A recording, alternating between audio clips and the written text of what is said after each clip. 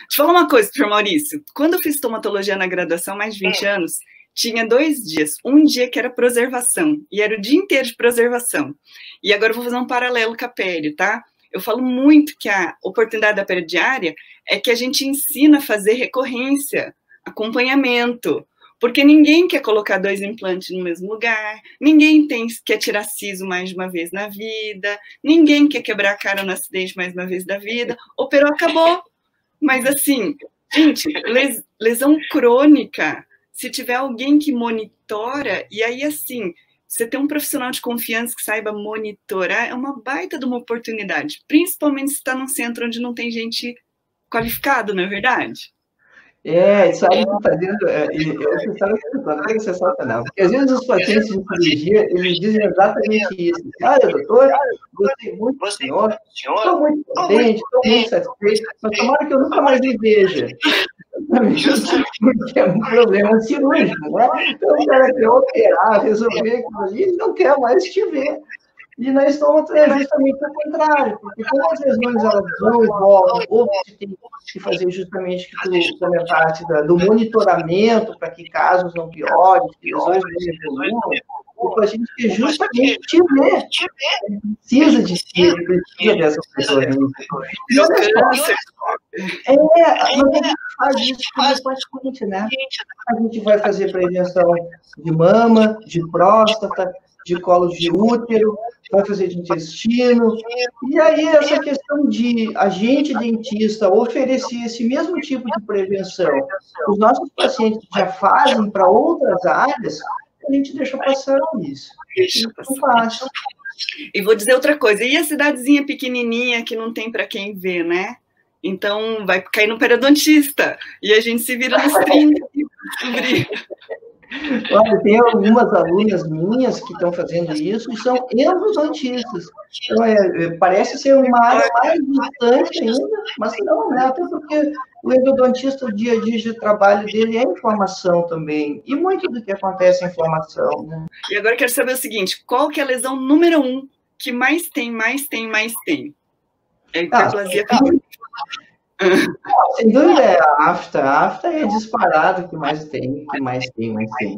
E aí, dessas lesões que crescem, que são proliferativas, aí sim a hiperplasia fibrosa. Mas a afta é o maior universo de trabalho, sem dúvida nenhuma, porque assim, pega todas as faixas etárias, é amplamente distribuída. Quem faz pediatria vê muita afta, muita afta. E também é uma área que, às vezes, a gente... Ou uma lesão, né? Às vezes, a gente negligencia. Não precisa tratar. O paciente vai ficar 2 semanas. E se a gente tratar, a gente diminui tremendamente o tempo, dá conforto. O paciente fica eternamente grato se você abrevia o período, né? Sem dúvida nenhuma. Eu tenho um tratamento de escolha, mas eu quero escutar o seu primeiro. Como é que você trata? Olha, o melhor de todos, só que aí o cara tem que ter um aparelho, né? Mas o melhor de todos é a laser terapia. Não tem dúvida. Às vezes o pessoal diz, mas vai ter que vir para fazer uma sessão que é tão rápida. Bom, que bom, né? Ainda bem que essa sessão é tão rápida e é tão efetiva, resolve tanto. Mas é complicado organizar na agenda do paciente. Isso são objeções. É a melhor forma de tratamento. A outra alternativa é usar corticoide tópico. E aí eu prefiro o bochecho, em vez de aquelas pomadas, né, que tem adesivo para ficar na mucosa. Na nossa experiência, aí, o resultado é melhor. Olha, a Jéssica comentando aí, amo laser terapia, porque estou apaixonado pela laser terapia. Por um monte de coisa. Luz é vida, ela disse aí. É verdade. Às vezes eu até brinco assim com os pacientes, né? Eu vou te fazer uma luzinha mágica aqui. Vai ver como essa luzinha mágica já vai tirar a dor e vai fazer isso já num período muito menor. Sim. Muito bem. Eu sei que o professor Maurício trouxe aqui algumas imagens. Poder mostrar umas? Pode, eu acho até que a gente pode dizer que são casos que foram encaminhados para aqui, né? De colegas que dúvida, dúvida. E aí, de repente, esses colegas estão aqui assistindo, vai responder, vai explicar. Então. Ok. São casos, e daí chega muito caso aqui, acho que o professor Maurício compartilha essa tela. Tá, a gente tem algumas perguntas ali, acho que a gente vai respondendo, senão a gente acaba atropelando. Qual o protocolo de laser nesses casos? O aqui está perguntando. Marcelo, a gente utiliza, porque assim, às vezes isso não pode dar muito, né? Porque assim, às vezes não pode dar muito. Então a gente usa 5 pontos no central, 2 joules cada ponto ali, e aí o tempo depende, tem aparelho que programa tudo, tem aparelho que programa o tempo, mas é 2 joules por cada ponto, 5 pontos, vai dar um total aí de 10 joules, né? Qual bochecho usar? A Jéssica perguntou ali. Para a afta, vermelho ou infra? Vamos ficar no laser antes de passar para o bochecho. Vermelho. Você usa o laser vermelho para coisas superficiais. Aquele singular, que às vezes é difícil de resolver. Claro, a gente sabe que tem candidias ali, quando ele sopra candidias, o laser não está indicado, mas para aquele triangular ele vai muito bem. A mucosite, pessoal, paciente oncológico, sumiu? Eu sumi? Não, tá falando? Tá. Então, eu dizia que para o paciente oncológico, tá, vou repetir, doutor Marcelo, laser vermelho, 5 pontos, 2 joules cada ponto, vai dar 10 joules no total, para afta, tá? Jéssica, vamos de novo. Protocolo de laser, agora a galera ouviu? 5 pontos, joules, cada ponto. Normalmente, o aparelho vem programado. Item plano vai entrar agora aí, é o caso que a gente vai discutir. Né? A gente já vai falar do líquen plano. E tinha a pergunta do bochecho lá na afta. A gente costuma utilizar um minuto, sem engolir. O pessoal é psicólogo, né? A gente tem que dar uma estudadinha a mais, pensar um pouco mais, porque pode ter efeito adverso. Então, é muito importante que seja o uso tópico, né? Mas tem que ter alguns cuidados, principalmente para pacientes que têm envolvimento sistêmico, diabético, isso pode interferir muito na glicose do paciente. Então, se tem a opção do laser, é o mais tranquilo, o corticoide tópico, assim, no bochecho. Ele é seguro, mesmo para esses pacientes, mas a gente tem que dar uma série de recomendações juntos para não ter os efeitos adversos. O importante, pessoal, é que essa prescrição não seja eterna. Ela existe na nossa conversa aqui com a doutora Cristina. Esse paciente tem que voltar, porque ele está usando uma medicação que pode ter muitos efeitos adversos. Então, não é uma receita para ele usar o resto da vida. O dentista está acompanhando o que está acontecendo com ele, né? O que está realmente ocorrendo. Deixa eu ver. Vamos para as imagens, Cris? Deixa eu ver. Não sei se tem mais alguma pergunta ali. Aqui já tem um caso maior. Plano, região gengiva inserida, vermelho, sangramento, brancas na mucosa, igual, solicitei exame de sangue. Olha só, doutor Ricardo, assim, o diagnóstico do líquen, ele está muito bem escrito aqui, ele é eminentemente clínico. Você pode, eventualmente, fazer uma biópsia. O exame de sangue, no caso do líquen, ele está indicado para você investigar uma situação que pode ter manifestação, que é a hepatite C. Então, aí o exame que é recomendado, que é o anti-HCV. Eu não tenho aqui, Cris, para eu compartilhar a foto, não. Acho que vai ter que entrar na tua imagem. Sim. Só para carinhas aqui. Eu sou convidado e não consigo colocar a foto. Eu ponho. Beleza. Essa aqui. Beleza. Não, bota aquela primeira lá. Eu tô de trás, certo. Tô de trás para frente. E tem uma antes dessa, que é desse mesmo paciente aí que o meu colega aqui mandou. Aparece a da superior e inferior, eu acho. Essa eu não coloquei. Deixa eu ver se...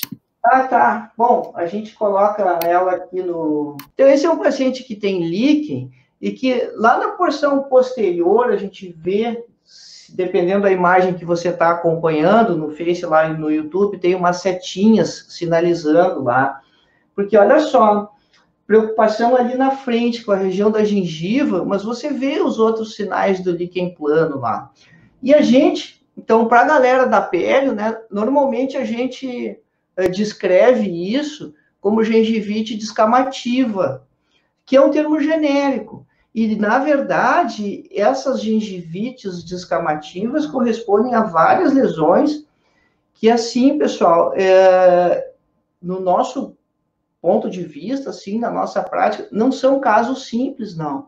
Esses são casos já de difícil condução, porque você não tem uma solução definitiva. Então, você vai ter que acompanhar o paciente, optar por várias maneiras de tratamento. Com algumas pacientes você vai ter uma resposta melhor, outros você vai ter uma resposta pior, justamente porque são alterações autoimunes. E doenças autoimunes, elas são realmente de difícil manejo, não é fácil, não. Então, o que acontece aí no líquen, né? É linfócito que está atrapalhado e que está fazendo essa agressão ao epitélio. Aí os pacientes, né, a gente precisa explicar as coisas para os pacientes, né? E um outro ponto importante, assim, você tem que explicar e tentar antecipar as circunstâncias. Porque o pessoal hoje vai para o Google consultar, né? Consulta o Dr. Google e você, quando diz para o paciente, olha, líquen plano, uma doença dermatológica autoimune, a primeira coisa que aparece no Google não é nada disso. A primeira coisa que aparece no Google é câncer, né? De uma relação do líquen com câncer de boca. Aí, na outra consulta, o paciente volta enlouquecido, né? Porque, doutor, isso vira câncer, o senhor não me disse. Então, a gente antecipa essa informação também, diz, olha, na verdade não é bem assim, não é o líquen que vira câncer, mas a pessoa que tem líquen, ele tem, digamos, um cartão a mais para desenvolver câncer de boca, porque o líquen acelera, aqueles linfócitos, então, que a gente citou antes, que agrediam lá, eles aceleram essa renovação do epitélio. E aí, pessoal, assim, tem muita manifestação clínica. Ó, como o doutor Ricardo diz aqui, ó, quando o líquen plano está em estágio mais avançado, gengiva avermelhada e sangrando, é justamente o que está acontecendo nesse caso da paciente aqui.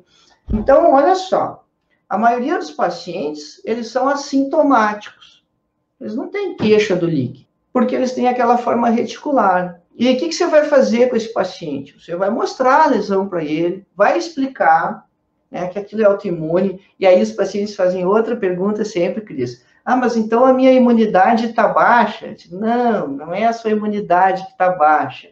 Ah, então ela está demais, porque está reagindo contra eu mesmo. Não, não é nenhuma coisa nem outra. Você tem um problema de confusão ali, né? As suas celulinhas da imunidade, elas estão atrapalhadas naquela região ali. E a gente não tem uma mágica para fazer elas voltarem a pensar direito. E aí as pessoas entendem, né? Entendem, e aí então você coloca essa questão da condição cancerizável, né? O que isso quer dizer? Bom, digamos que a pessoa tenha 2 cartões da loteria para ser sorteado. Um cartão todo mundo tem, porque todo mundo tem DNA. Então, esse tem uma chance a mais e aí vai ter que acompanhar. Pessoal, olha que interessante, é o mesmo paciente do espelho ali, ó. Mas olha 2 coisas muito interessantes nesse caso. A primeira é, claro, a gengivite descamativa, que chama atenção, e a gente vai dar algumas dicas aí de como manejar, tá? Mas outra coisa que chama atenção, e eu não sei se foi intencional, porque talvez a colega, quando fez a foto, ela tenha secado, mas a gente observa que está muito seco. E xerostomia não é bom de maneira nenhuma. Ela pode ter secado para fazer a foto do paciente, mas caso contrário, isso é um detalhe muito importante, que interfere muito nas lesões bucais de uma maneira geral, né? A gente precisa indagar do paciente, dos hábitos dele, se ele toma bastante líquido, porque senão ele não vai ter saliva adequada, nem em qualidade e nem em volume, e se ele não tiver saliva adequada, ele está sujeito a muitas, não só lesões outras que podem acontecer, mas o agravamento e a complicação das patologias que o paciente já tem. Então, a questão da hidratação aí me chamou muito a atenção, e aí essas áreas avermelhadas ali. Eu vou falar o jeito que eu trato, tá? Então, eu sou bem integrativa. Como ele tem todo um componente emocional, não é verdade? Tem um componente emocional do líquido. Muito marcado. Aí, como eu trabalho com florais, eu dou floral, tá? Daí, na verdade, tem um floral genericão, que é o chama Rescue Remedy, então eu dou. Aí tem floral para ansiedade também, que é o Mimulus.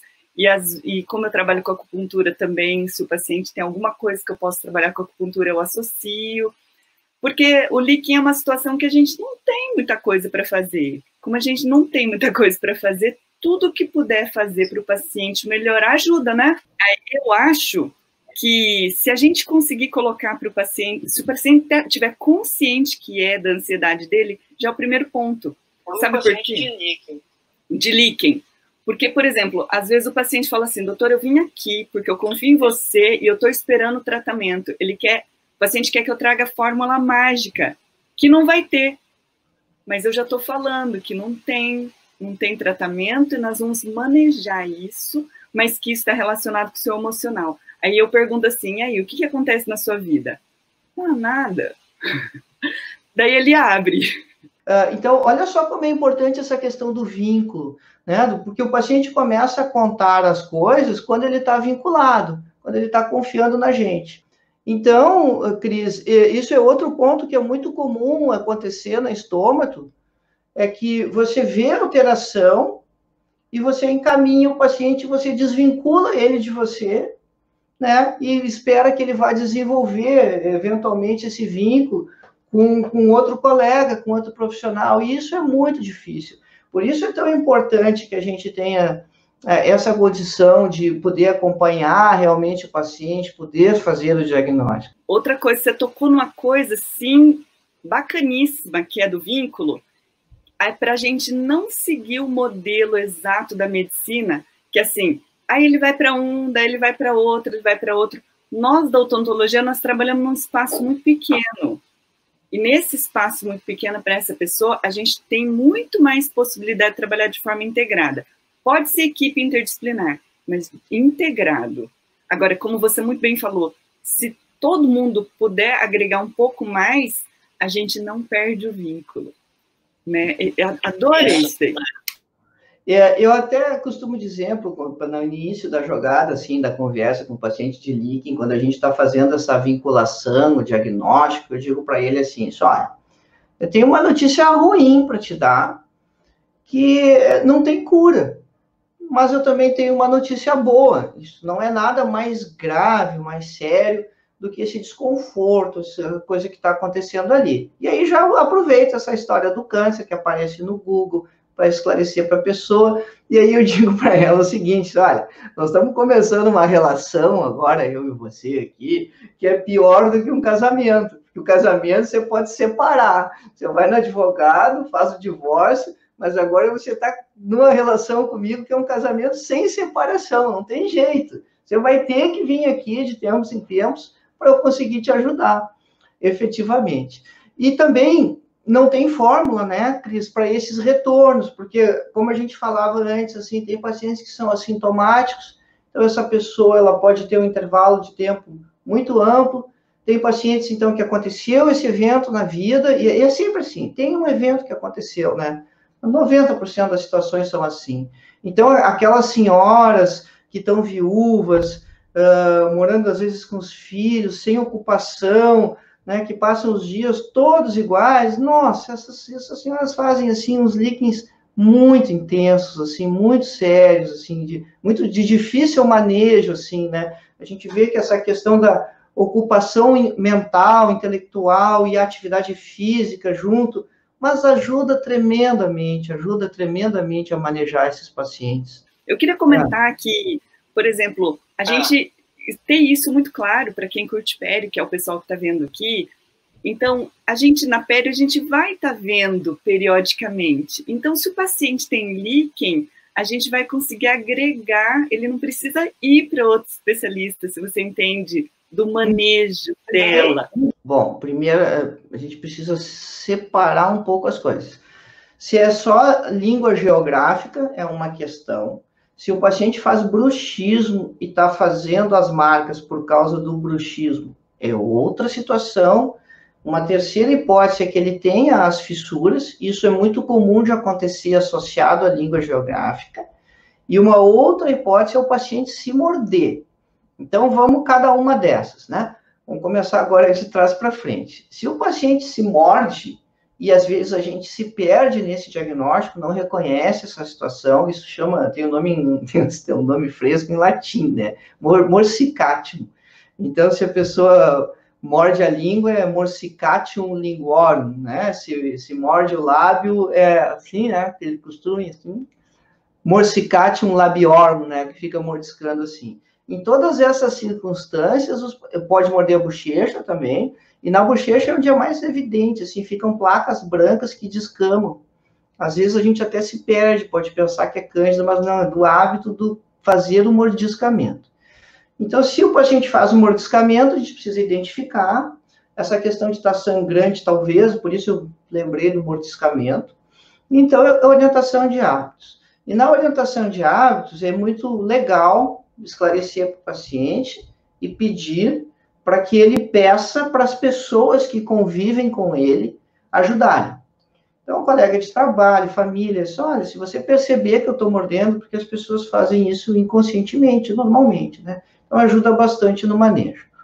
Se o paciente está fazendo bruxismo, ele também pode ter essas indentações, e aí, tratamento de bruxismo, não sou a melhor pessoa para falar de tratamento de bruxismo, mas algo que sempre ajuda são as placas de proteção. Aliás, Cris, depois a gente pode comentar um pouquinho dessas placas para o líquen, para a gengivite descamativa, que elas podem ajudar bastante. Já voltamos lá. E aí, a placa vai evitar que ele lesione a língua. Se é língua geográfica, não tem, a língua geográfica é idiopática e não tem um tratamento específico, né? É empírico. Às vezes, você pode manejar com laser para melhorar a sintomatologia. Eu tenho resultados muito irregulares. Alguns pacientes melhoram um pouco a sintomatologia, outros não têm diferença. Mas se você tem o aparelho, eu acho que vale a pena testar para a sintomatologia, no caso da língua geográfica. O laser pode ajudar. Tá? Então, a primeira questão é separar essas circunstâncias, né? Identificar direitinho o que está acontecendo. A chave da jogada é o diagnóstico. Isso, olha só. Então, a questão da moldeira que eu comentava é o seguinte, você pode fazer para gengivite descamativa, uma moldeira, vai fazer a moldagem para fazer os modelos, né? E no modelo você vai confeccionar uma placa daquelas, uma moldeira sobreestendida, que ela vai cobrir parte da gengiva. E aí, nessa moldeira sobreestendida, normalmente tem que mandar manipular, porque você não encontra isso, né? Um gel de hidrocortisona, ao invés de dexametasona. Gel de hidrocortisona 1%. Alguns colegas mandam também colocar 0,5% de lidocaína, que é para dar conforto, né? Deixa a região ali anestesiada, né? E aí, então, aplica uma quantidade generosa ali nessa moldeira, você vai colocar essa moldeira em posição, vai encaixar ela, e aí vai usar por 30 minutos. E vai usar isso 3 vezes ao dia. Então, isso melhora bastante a gengivite descamativa, é uma forma de tratar, ou então você usa Dexa, Elixir, para bochecho, uma colher de sopa pura, a cada 8 horas. Também melhora bastante. Mas vê bem, pessoal, a gente chamava atenção antes, né? Todas essas situações são corticoides, você não pode deixar o paciente sem acompanhamento. Um protocolo que eu utilizo, né, é 10 dias, em 10 dias o paciente volta. E aí a gente reavalia, vê se deu resposta, se não deu. E aí depois no líquen, se você não teve resposta tópica, aí você tem que passar para prednisona. Aí a pegada é mais forte, né? Aí é diferente. Aí tem um esquema todo mais sofisticado para usar a prednisona comprimidos, né? Porque aí não tem jeito, você vai interferir no corticoide sistêmico. Ó, eu acho que essa pergunta tem que falar aqui, ó. Gostaria que falassem um pouco do tratamento da síndrome da boca seca, mas tem pergunta, tem caso de boca seca, viu? Bastante agora. Bom, a síndrome da boca seca tem um nome sofisticado, né? Certo, a gente dizia Sjögren, né? Fazer até um biquinho para dizer a síndrome de Sjögren, mas o nome do pesquisador era Sjögren. E, pessoal, o primeiro ponto é diagnóstico, né? A gente volta nessa questão, porque a síndrome, ela tem a xeroftalmia, quase travei a língua. Ela tem a xerostomia, tem a xeroftalmia e tem uma doença autoimune associada, que normalmente é a artrite reumatoide. E aí é difícil fechar. Você tem assim muitos exames de sangue, que eles são exames que eles marcam doenças autoimunes. Eles não são exames que marcam a síndrome de Sjögren ou a síndrome de boca seca. Então, Cris, isso é complicado, assim, dá sempre uma trabalheira esse processo, porque você vai fechando, vai juntando as peças, o paciente tem a queixa, porque é difícil. O exame mais específico que tem é uma biópsia de glândula salivar, porque a síndrome acontece, de novo, os linfócitos, né? Os linfócitos, eles estão em todas, né? Os linfócitos infiltram as glândulas, não só as glândulas salivares, como as glândulas lacrimais também. E é por isso que deixa o olho seco também. Aí, essa infiltração, ela é generalizada, assim, ela não é só numa glândula. E, claro, você não vai fazer uma biópsia de glândula parótida, uma coisa enlouquecida. Vou fazer uma biópsia de glândula submandibular. E como se sabe que ele infiltra todas, o mais fácil é no lábio inferior, porque você faz uma incisãozinha bem pequenininha ali e já salta 2, 3 glândulas, né? Pessoal, às vezes a gente vê as pessoas complicando um pouco esse procedimento, faz a anestesia regional, anestesia o lábio todo, cara, assim é fácil, né? Faz um botãozinho anestésico ali, 4 pontinhos, uma incisão de 1 centímetro, uma tesourinha ali, você dá uma leve dissecada, já vai aparecer a glândula. E é uma que precisa. Como aparece mais que uma, pega ali 2, 3 glândulazinhas e vai para o laboratório de patologia, tudo igual como se fosse biópsia de qualquer outra coisa, só você descreve. E aí o patologista tem um recurso sensacional, ele conta os linfócitos por campo, e tem um cálculo lá que ele faz, que se der a conta, tá fechado. Aí sim você consegue juntar as peças, né, para ter uma conclusão da síndrome de Sjögren. E aí o tratamento é muito complexo, assim, porque normalmente a gente usa hidratante oral, né, que é a saliva artificial, na verdade, né, um nome bacana para a gente chamar saliva artificial, porque a medicação que tem para usar tem no colírio, mas não tem para uso oral, que é pilocarpina, tem que mandar manipular e dá um monte de efeito adverso. As pessoas, normalmente, elas não se adaptam, assim, elas não conseguem usar essa medicação. Então, é cuidados bucais permanentes, orientar o consumo de líquido fracionado. É um paciente que está casado com a gente, assim, vai ter que ter atenção permanente. Normalmente, vou falar uma coisa que eu uso também, tá? Acupuntura para salivação. Vou te marcar nessa, viu? Se não, claro, imagina, você tem muita coisa para estudar, mas a gente arruma um acupunturista para você. Então, por exemplo, tem uma acupuntura bem fácil que é a auriculoterapia, que é a Lirane que ensina, a Lirane Silviano. Tem pontos para saliva. E tem pontos de acupuntura sistêmica, agora eu não sei decor, porque eu não mexo com isso, mas dá para estimular com laser terapia a glândula salivar, que ela melhora. E tem pontos, você pode colocar no ponto de acupuntura para estimular a saliva, eu não sei qual que é, tá? Um dia a gente chama a Lirane e a gente espreme ela e ela me fala isso. Tem ponto e você pode irradiar na glândula, só que daí é um efeito local. E tem pontos de acupuntura auricular. Agora, por exemplo, o que a gente pode fazer, porque para ser acupunturista tem que ser um especialista. Eu acho que encaminhar ou ter uma parceria com um especialista em acupuntura para liberação para produção de saliva é um ganho sem tamanho para o paciente, né? porque ele não vai ter efeito adverso, porque ele vai começar a ter cárie, doença periodontal, além de todo o desconforto que ele tem. É um ganho, além de equilibrar todo o corpo. Então, só para dizer que eu gosto desse recurso, viu? Olha só, duas coisas aqui.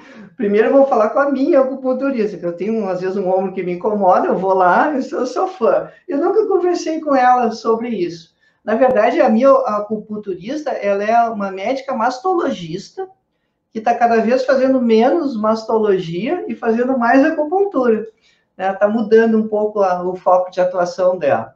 E outra coisa que eu fiquei pensando, assim, um grupo de pacientes que é muito difícil de ajudar são os pacientes que fizeram radioterapia e que a glândula foi irradiada. Porque essa xerostomia da radiação, da radioterapia, ela só piora com o tempo, né? E às vezes os pacientes perguntam para a gente, né? Doutora, a saliva tá ruim, a boca tá seca, mas isso é agora só depois da radioterapia, né? Vai melhorar, e não pode mentir, né? A gente diz, não vai melhorar, não, pelo contrário. E teve um colega que fez o doutorado um pouco antes de mim, ele fez uma tese fantástica. Ele fez uma tese só com uma régua e uma caixa de chicletes. Ele testou, porque vem o trismo associados, ele testou protocolos de goma de mascar e os pacientes recuperaram a abertura bucal. Alguns, porque assim, era 10 minutos, 3 vezes ao dia. E aí a ATM voltou a funcionar melhor e tal. Ele conseguiu mostrar que depois da rádio isso melhorava bastante. E alguns pacientes referiam também que, mas aí tu não sabe se é pela própria estimulação do chiclete ou não, né? A melhora da saliva. E aí, então, né? Será que para o paciente que foi irradiado a acupuntura também não vai ajudar a glândula, hein? Olha só, o problema é que a glândula está acabando.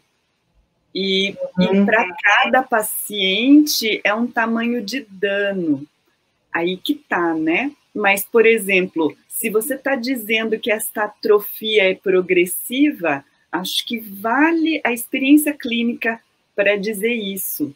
Agora, como hidratante bucal, os pacientes gostam muito do tal do Salicomfort, porque o Salicomfort é barato e acho que o xilitol absorve muita água, né? E eles começam a se queixar que está salivando demais. Usa menos horas. Mas...